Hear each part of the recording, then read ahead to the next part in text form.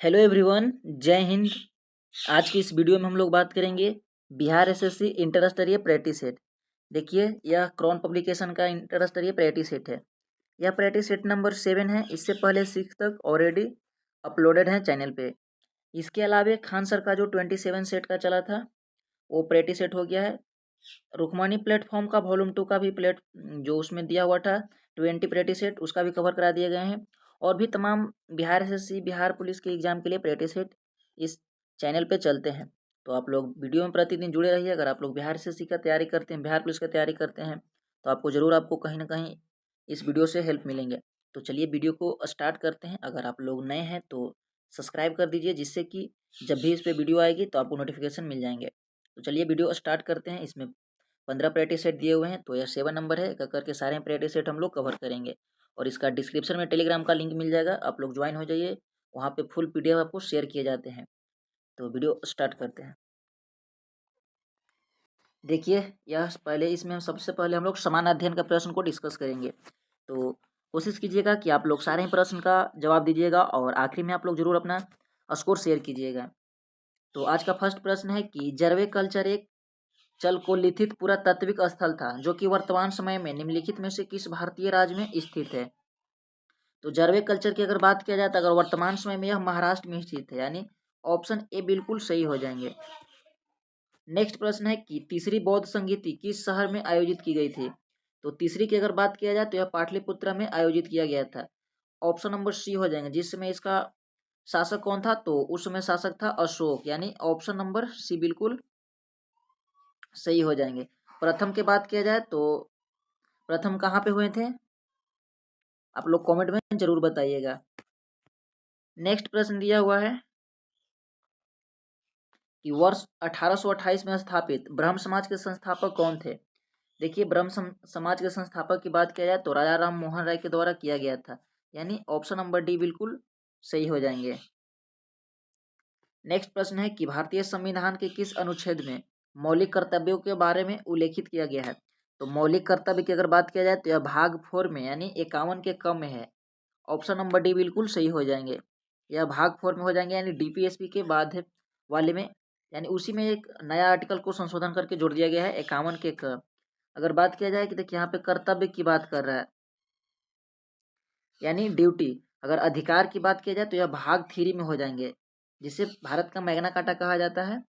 तो वह आर्टिकल 12 से 36 में है। इसके लिए आर्टिकल कितने हैं, तो 12 से 35 हैं। इसके लिए 36 से 50 हो जाएंगे और 51। अब फिर देखिए यहाँ पे कर्तव्य दिया हुआ है, तो अनुच्छेद 51 के ए में हो जाएंगे, यानी भाग 4 में। तो ऑप्शन डी बिल्कुल सही हो जाएंगे। नेक्स्ट प्रश्न है कि भारत के राष्ट्रीय ध्वज में स्थिर अशोक चक्र, यानी तिलियों वाला चक्र है, तो इसमें कितने तिलिये पाए जाते हैं। देखिए, जो फ्लैग है, इंडियन फ्लैग, उसका मिडिल में जो ऐसा होता है वह कितने तिलियां होते हैं, तो 24 तिलियां होते हैं। यानी अगर कभी कभी इसका कलर भी पूछ देता है तो यह हल्के नीले रंग के होते हैं। आप लोग गौर कीजिएगा, तो ऑप्शन डी बिल्कुल सही हो जाएंगे।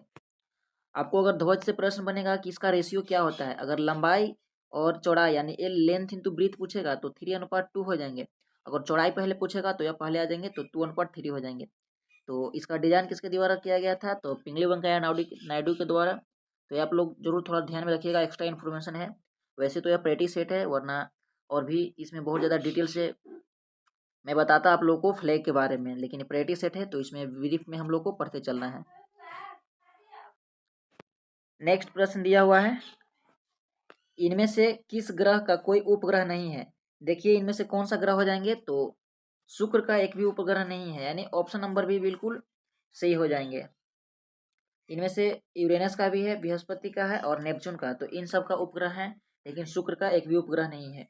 शुक्र के बारे में अगर बात किया जाए तो इसे भोर का तारा या सांझ का तारा कहा जाता है। इसे पृथ्वी का भग्नी भी कहा जाता है, क्योंकि इसका आकार, शेप, साइज कहीं ना कहीं पृथ्वी से मैच करता है। नेक्स्ट है कि आर्द्रता के स्तर को मापने के लिए किस उपकरण का उपयोग किया जाता है। तो आर्द्रता के लिए हाइग्रोमीटर का उपयोग किया जाता है, यानी 7 का ऑप्शन बी हो जाएंगे। फेदोमीटर की बात किया जाए तो समुद्र की गहराई के लिए इसका उपयोग किया जाता है, समुद्र की गहराई मापने के लिए। देखिए यहाँ पे दिया हुआ हाइड्रो, तो यहाँ जल की जो जल के माप के लिए हाइड्रो का प्रयोग होता है। गैल्वेनोमीटर की अगर बात किया जाए तो इसमें क्या मापा जाता है, तो इसमें धारा मापा जाता है। यानी ऑप्शन नंबर बी बिल्कुल सही हो जाएंगे 7 आंसर का, सॉरी 7 प्रश्न का। नेक्स्ट प्रश्न दिए हुए हैं कि निम्न पर्वत श्रृंखला में से डोटा बेटा यानी सबसे ऊंची चोटी है, तो अगर डोटा बेटा की सबसे ऊंची चोटी की बात किया जाए तो कौन से हो जाएंगे, तो हो जाएंगे नीलगिरी, यानी ऑप्शन डी बिल्कुल सही हो जाएंगे। नेक्स्ट है कि डिस्कवरी ऑफ इंडिया पुस्तक के लेखक का नाम बताएं। अगर इसका लेखक की बात किया जाए तो कौन हो जाएंगे, देखिए 9 का हो जाएंगे ऑप्शन ए, यानी जवाहरलाल नेहरू जी के द्वारा लिखा गया था डिस्कवरी ऑफ इंडिया। नेक्स्ट प्रश्न है अंतर्राष्ट्रीय क्रिकेट परिषद का मुख्यालय कहाँ है, यानी इसका मुख्यालय हो जाएगा दुबई में, सॉरी आईसीसी हो जाएंगे, बीसीसीआई तो भारत में चलता है, आईसीसी यानी इंडियन क्रिकेट काउंसिल, तो इसका मुख्यालय हो जाएंगे दुबई में, यानी ऑप्शन सी बिल्कुल सही हो जाएंगे। नेक्स्ट प्रश्न है कि भारत में सर्वप्रथम संकेतित मुद्रा का प्रचलन किया था, तो किस शासक के द्वारा किया गया था, तो यह शासक था मोहम्मद बिन तुगलक, यानी ऑप्शन डी बिल्कुल सही हो जाएंगे। नेक्स्ट प्रश्न है कि किस मुगल सम्राट के काल में इंग्लिश ईस्ट इंडिया कंपनी ने भारत में सर्वप्रथम कारखाना स्थापित किया था, तो यह किया था जहांगीर के शासनकाल में, यानी जहांगीर से ही परमिशन लेकर कारखाना को स्थापित किया था, ऑप्शन बी बिल्कुल सही हो जाएंगे। नेक्स्ट प्रश्न है कि निम्नलिखित में से कौन एक सही सुमेलित है, तो इनमें से सही सुमेलित को हमें छांटना है। देखिए ब्रह्म समाज तो राजा राम मोहन के द्वारा, इनमें से कौन सा एक सही सुमेलित है, हाँ तो चलिए इसको हम लोग देखते हैं, तो यह कथन नहीं होगा। यहाँ पे देखिए सही हो जाएंगे कि the servants of India society यानी गोपाल कृष्ण गोखले के द्वारा स्थापित किया गया था, ऑप्शन डी बिल्कुल सही हो जाएंगे। नेक्स्ट प्रश्न है कि निम्नलिखित गोलमेज सम्मेलन में से किसका प्रतिनिधित्व भारतीय राष्ट्रीय कांग्रेस ने किया था, तो कौन से सम्मेलन का किया था, तो देखिए वह किया था द्वितीय गोलमेज सम्मेलन, यानी जो कि 1931 में हुआ था, उसमें कांग्रेस ने प्रतिनिधित्व किया था। एक और प्रश्न बनता है कि तीनों गोलमेज सम्मेलन में भारत की ओर से कौन से व्यक्ति थे जो प्रतिनिधित्व किए थे, तो डी आर अम्बेडकर यानी डॉक्टर भीमराव अम्बेडकर के द्वारा तीनों गोलमेज सम्मेलन में वो भाग लिए थे, यानी ऑप्शन बी हो जाएंगे इस प्रश्न का। नेक्स्ट प्रश्न है कि किस राज्य का सचिवालय भवन यानी राइट्स बिल्डिंग के नाम से जाना जाता है, तो कौन सा हो जाएंगे, यह पश्चिम बंगाल का सचिवालय भवन है जो कि राइटर्स बिल्डिंग के नाम से जाना जाता है। नेक्स्ट प्रश्न है कि बड़े राज्यों की श्रेणी के तहत स्वच्छ सर्वेक्षण ग्रामीण 2022 पुरस्कार में कौन सा राज्य पहले स्थान पे है, तो यह कौन सा राज्य हो जाएंगे, तो यह तेलंगाना हो जाएंगे, यानी ऑप्शन ए बिल्कुल सही हो जाएंगे। नेक्स्ट प्रश्न है कि मेडिसिन या फिजियोलॉजी 2022 का नोबेल पुरस्कार किसने जीता है, तो देखिए 2022 के बात किया जाए तो यह जीता है सवेते पाबो ने, यानी ऑप्शन सी बिल्कुल सही हो जाएंगे। ये तो है करंट का प्रश्न है, लेकिन 2022 का है, यानी नोबेल पुरस्कार 1 साल 2 साल प्रीवियस भी रहता है, तो आप लोग ध्यान थोड़ा देते रहिएगा। नेक्स्ट प्रश्न है कि किस देश ने सूर्य के रहस्य को जानने के लिए काइफो 1 उपग्रह लॉन्च किया है, तो यह देश हो जाएंगे रिसेंटली में हाल ही में लॉन्च किया है चीन ने, यानी ऑप्शन बी बिल्कुल सही हो जाएंगे। नेक्स्ट प्रश्न है कि अर्थशास्त्र में नोबेल पुरस्कार 2022 में एस बर्नानके यानी डगलस डब्ल्यू डायमंड और फिलिप्स एन डायबिगिन को किसके लिए नोबेल दिया गया है, यह दिया गया था अर्थशास्त्र में इनको दिया गया था, यानी 19 का ऑप्शन भी हो जाएंगे, यानी बैंकों को वित्तीय संकट पर शोध के लिए, यानी अर्थशास्त्र से संबंधित हो जाएंगे, ऑप्शन भी बिल्कुल सही हो जाएंगे। नेक्स्ट प्रश्न दिया हुआ है कि विश्व युवा कौशल दिवस यानी वर्ल्ड यूथ स्किल्स डे निम्न में से किस तारीख को मनाया जाता है, तो यह प्रत्येक वर्ष मनाए जाते हैं 15 जुलाई को, ऑप्शन नंबर डी बिल्कुल सही हो जाएंगे। यहाँ ध्यान दीजिएगा, देखिए विश्व युवा कौशल दिवस है, आप लोग सिर्फ युवा दिवस को नहीं ध्यान में रखिएगा, यानी ऑप्शन डी बिल्कुल सही हो जाएंगे। नेक्स्ट है कि प्रधानमंत्री नरेंद्र मोदी ने किस राज्य में होमी भाभा कैंसर अस्पताल और अनुसंधान केंद्र का उद्घाटन किया है, तो यह रिसेंटली किया गया है पंजाब राज्य में, यानी ऑप्शन ए बिल्कुल सही हो जाएंगे। नेक्स्ट प्रश्न दिया हुआ है कि भारत का पहला जैवग्राम किस राज्य में स्थापित किया गया है, तो यह स्थापित किया गया है त्रिपुरा में, यानी ऑप्शन सी बिल्कुल सही हो जाएंगे। नेक्स्ट प्रश्न दिया हुआ है कि पीएम श्री योजना जिसे हाल ही में लॉन्च किया गया है यह किस क्षेत्र से संबंधित है, तो पीएम श्री योजना का संबंध हो जाएंगे शिक्षा से, यानी ऑप्शन बी बिल्कुल सही हो जाएंगे। नेक्स्ट प्रश्न है कि रोजर फेडरल ने 15 दिसंबर 2022 को टेनिस से संन्यास की घोषणा की है, फेडरल ने कितने ग्रैंड स्लैम जीते हैं, तो यह जीते हैं 20 यानी 20, ऑप्शन भी बिल्कुल सही हो जाएंगे। नेक्स्ट प्रश्न है कि बारी या चीना बादाम 12 जिसे हाल ही में लॉन्च किया गया है, किस फसल की एक नई किस्म है। तो चीना बादाम की बात किया जाए तो यह कौन सी फसल के हो जाएंगे, तो ये देखिए इसका हो जाएंगे बिल्कुल सही। इसका प्रश्न में ही है आंसर छुपा हुआ, यानी मूंगफली का हो जाएगा। देखिए चीना बादाम लिखा हुआ है तो यह मूंगफली से संबंधित हो जाएंगे। नेक्स्ट प्रश्न है कि देश के किस प्रदेश में सबसे अधिक जिले हैं। तो वर्तमान समय की अगर बात किया जाए तो यह उत्तर प्रदेश में हो जाएंगे। ऑप्शन डी बिल्कुल सही हो जाएंगे, क्योंकि जनसंख्या की दृष्टि से सबसे बड़ा जिला उत्तर प्रदेश है।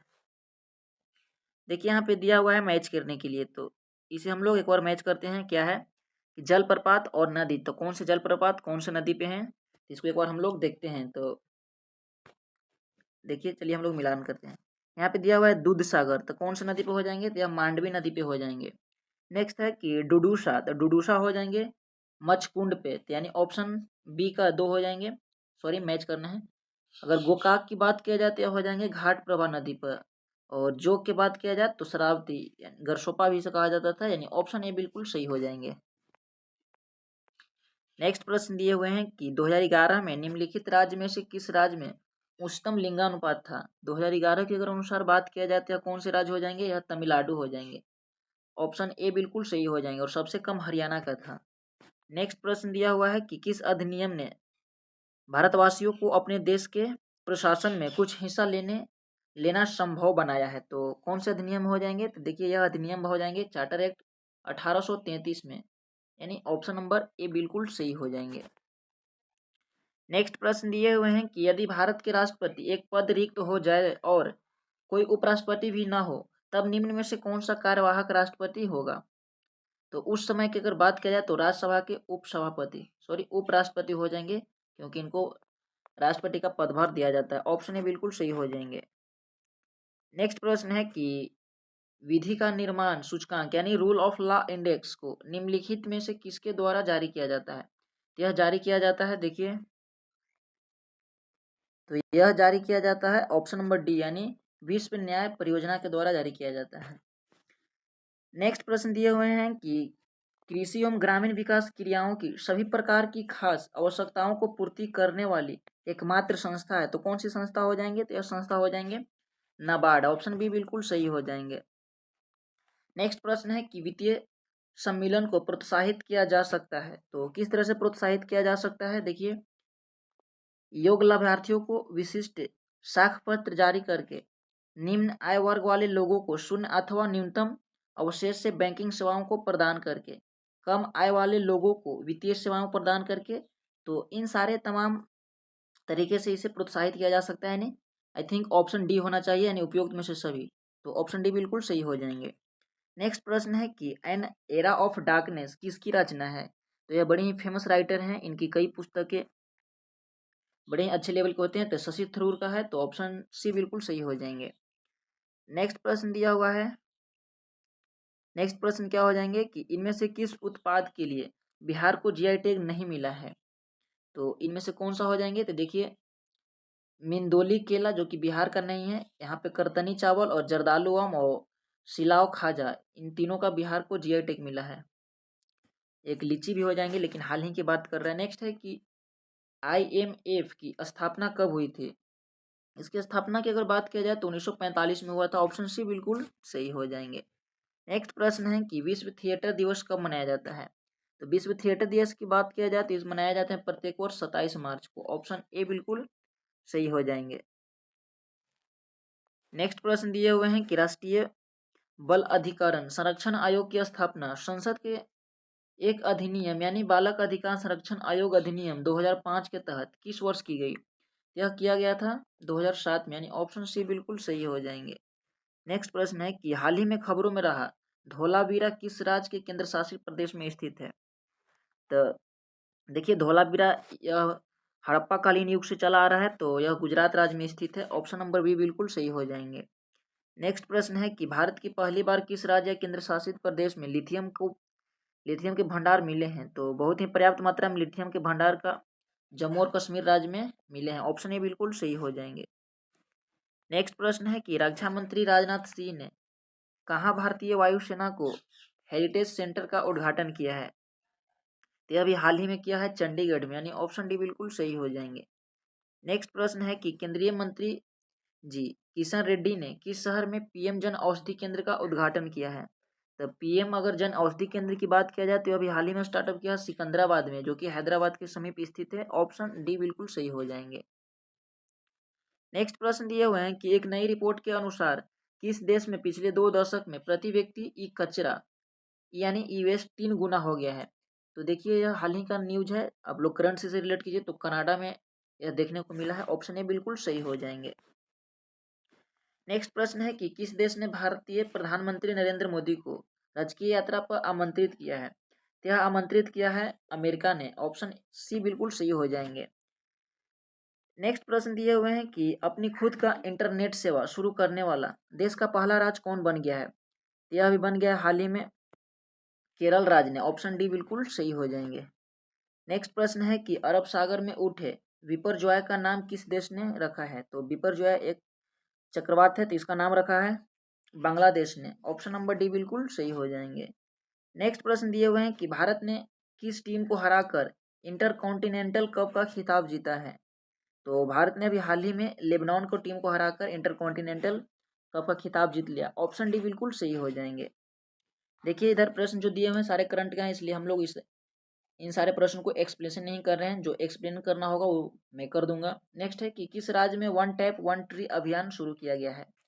तो अभी हाल ही में किया गया है उत्तर प्रदेश में, one tap one tree. Next है कि भारत के बाहर पहला आईआईटी कैंपस किस देश में स्थापित किया जाएगा?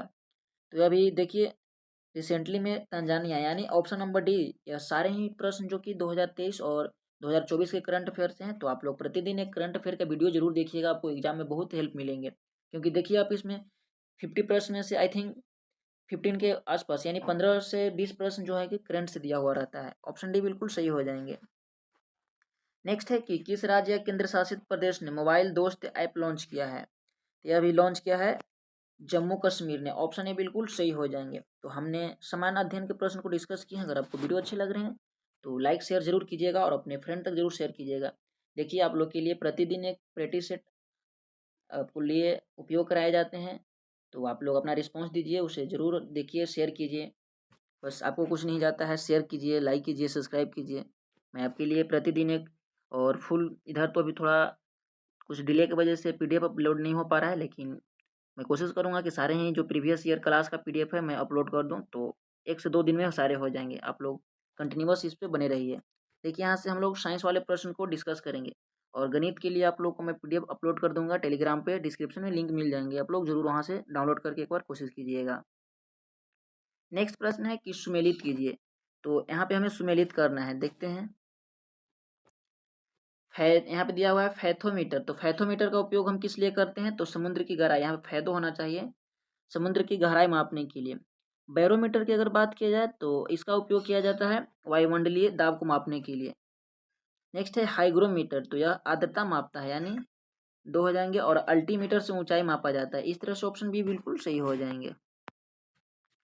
नेक्स्ट प्रश्न दिए हुए हैं कि नेक्स्ट प्रश्न क्या दिए हुए हैं कि प्रकाश ऊर्जा का ऑप्टिकल फाइबर में संचरण निम्नलिखित घटना के अनुप्रयोग द्वारा किया जाता है। तो ऑप्टिकल फाइबर हैं जो टोटल जो इंटरनल रिफ्लेक्शन है यानी पूर्ण आंतरिक परिवर्तन के सिद्धांत पे कार्य करते हैं। ऑप्शन ए बिल्कुल सही हो जाएंगे।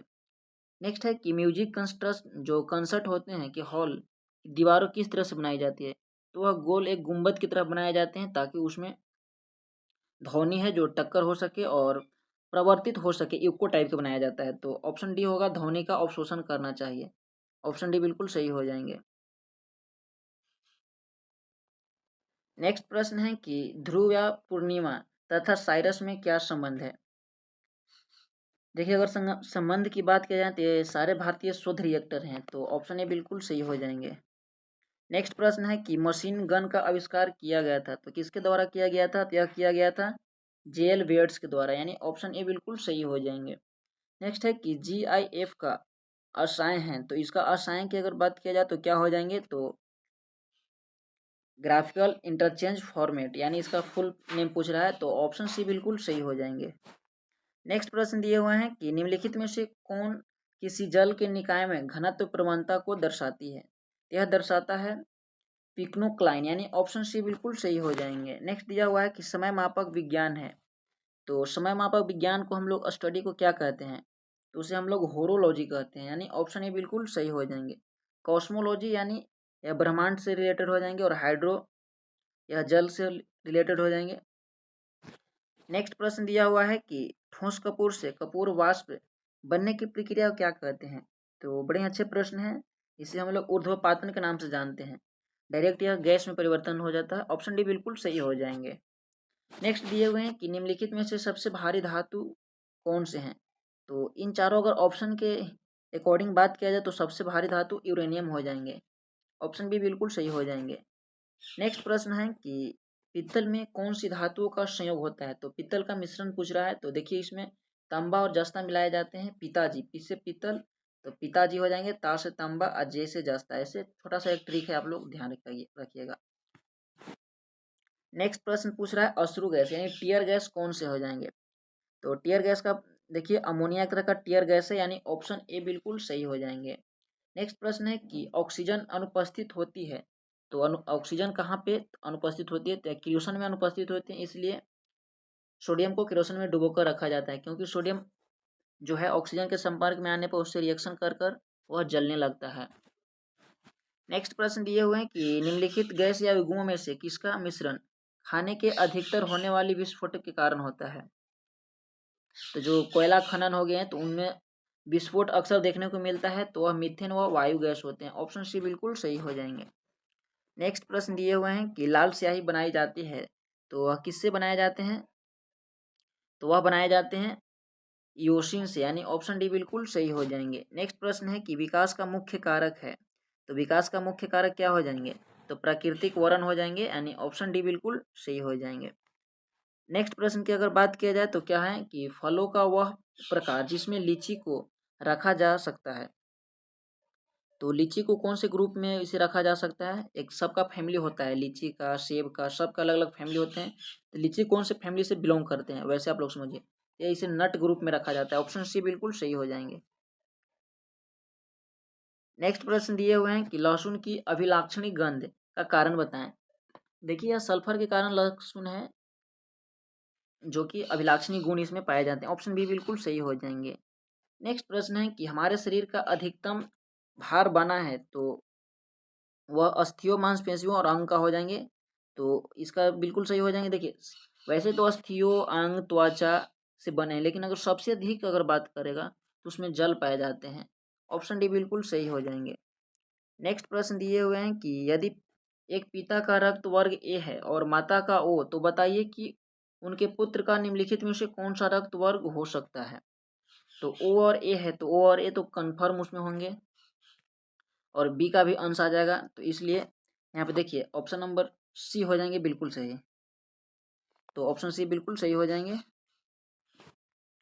नेक्स्ट प्रश्न दिए हुए हैं कि निम्नलिखित में से किस विटामिन की कमी से खून की थक्का धीरे बनने की बीमारी होती है। तो विटामिन के की कमी अगर हो जाएगी तो आपको खून की थक्का थोड़ा धीरे धीरे प्रोसेस होगा। ऑप्शन डी बिल्कुल सही हो जाएंगे।